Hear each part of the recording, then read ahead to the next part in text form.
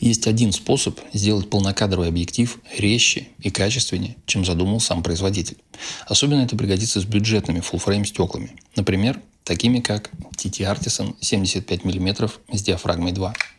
Обязательно досмотри до конца, чтобы узнать, как это вообще возможно и что это стекло вообще из себя представляет. Привет!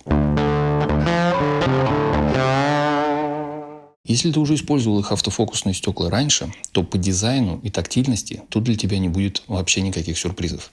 Стекло и металл. Очень напоминает 56 миллиметровый объектив для кроп-матриц, за исключением бленды. К сожалению, здесь она пластиковая и стандартной формы. Задняя крышка, как обычно, с портом для обновления объектива. Размер под фильтр 62 мм. Говорят, что это не очень распространенный диаметр, но я пользуюсь повышающими кольцами, так что не вижу здесь какой-то проблемы. Мне очень понравилось, что есть кольцо переключения диафрагмы.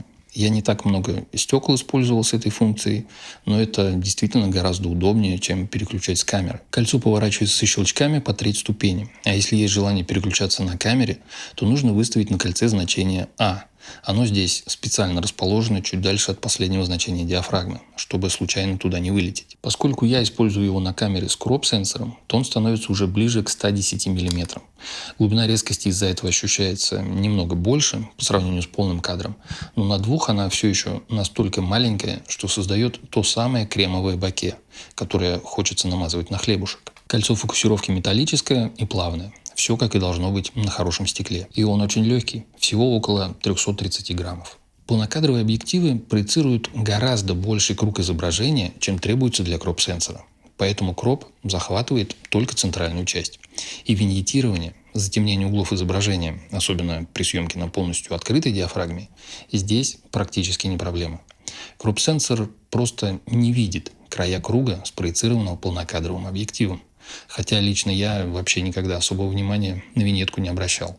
Но для кого-то этот момент может быть очень существенным плюсом. Лучи света с самых краев линзы могут попадать на сенсор под более острыми углами. И это снижает разрешение и вызывает падение резкости по краям. Особенно это касается бюджетных моделей. Опять же, на кроп-камере все проблемные участки обрежутся.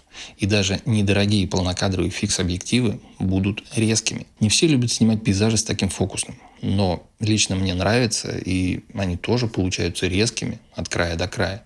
И уж тем более, если выставить диафрагму 5,6. Да и вообще, центральная область любого объектива – это та зона, где объектив показывает наилучшие результаты по всем параметрам. Оптические искажения минимальны, резкость максимальна. И даже хроматические аберрации в центре не такие сильные, как по краям. Если на минуту отвлечься от бюджетных стекол, то покупая любые полнокадровые объективы, даже на кроп, ты со всех сторон только выигрываешь. Во-первых, они, как правило, сделаны более качественно. Во-вторых, если ты планируешь в будущем перейти на полный кадр, а практически все это планируют, рано или поздно, то покупка полнокадровых объективов, пока ты на кропе, сэкономит деньги в будущем, когда тебе надо будет поменять только тушку. Тебе не придется продавать вообще все свое барахло себе в убыток. Ну и, конечно, есть старая добрая истина. Объектив влияет на качество твоих снимков гораздо сильнее, чем сама камера. Теперь об одной из самых основных функций этого объектива – его автофокусе. Здесь я не могу сказать чего-то плохого. Он достаточно быстрый, тихий и надежный. Стоит STM-мотор. Я использовал его и для видео, и для фотографий. Каких-то претензий, честно говоря, у меня к нему нет. Иногда, конечно, может теряться при плохом освещении, но не сказать, что это какое-то частое явление. В каждый свой обзор я стараюсь вставить какое-то личное наблюдение, не основанное на технических характеристиках. Не знаю, как правильно это назвать, потому что я всегда стараюсь избегать каких-то пафосных слов и фраз, но у автофокусных стекол TT Artisan есть какой-то свой характер. Вкусы, конечно, у всех разные, но мне нравится, как выглядят фотографии, сделанные на них. Цвет, контраст, размытие. Вот это вот все в целом. Я специально уточнил, что именно на автофокусных. Мануальные стекла – это вообще совсем другая история. А этот объектив по картинке прям очень похож на всеми любимый 56 миллиметровый. Когда я готовлюсь к своим обзорам, то всегда просматриваю, кто и вообще что говорил до меня. Со всеми стеклами TT Artisan всегда все примерно одинаково. Иногда я вообще даже задумываюсь, а есть ли смысл вообще что-то говорить. Я ни разу не видел каких-то резко отрицательных комментариев. И этот объектив не исключение. На фуллфрейме его точно так же хвалят, как и на кропе.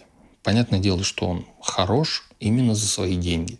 Это не Sony, не Sigma, не Tamron. TT Artisan. Со всеми их болячками, с которыми они борются, при этом стараясь не задирать ценник. Поэтому я не буду в сотый раз упоминать аберрации, которые есть, но правятся, и блики в контровом, которые тоже есть, но в сравнении со старыми моделями они не такие сильные. Я, конечно, не пытаюсь доказать, что это самый лучший объектив в мире. Это неправда, и это не нужно. Моя задача показать, что есть бюджетное стекло, с которым можно работать. Что это не говно и ветки, а отличный объектив, учитывая его цену. Изображения достаточно резкие и обладают, на мой вкус, своим характером. Конечно, есть объективы с более высоким разрешением и контрастностью на открытой. Но TT Artisan дает хорошее сочетание резкости и мягкого размытия за цену около $200. А если тебе нужен еще больший контраст, всегда можно немного прикрыть диафрагму. Так что, если ты фотограф, который не хочет тратить лишние деньги, то этот объектив определенно стоит посмотреть. Все ссылки я оставлю в описании. Ну а если тебе понравилось это видео и ты хочешь поддержать мой канал, заходи на мой сайт. Там можно купить пару гайдов, ну или просто угостить меня чашечкой кофе. Лайк, подписка, колокольчик. Все ссылки в описании. Увидимся в следующем видео. Пока.